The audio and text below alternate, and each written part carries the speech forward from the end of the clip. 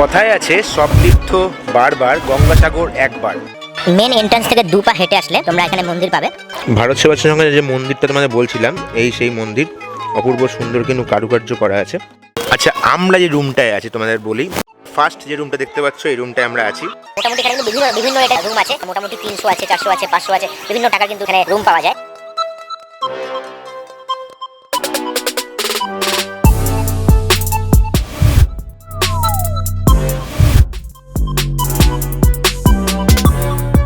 আচ্ছা, এখানে রুমের কথা যদি বলি, এরকম আমাদের ঘর দিয়েছে। এরকম ঘরের ভেতর ঢুকলে এখানে একটা বড় বিছানা আছে।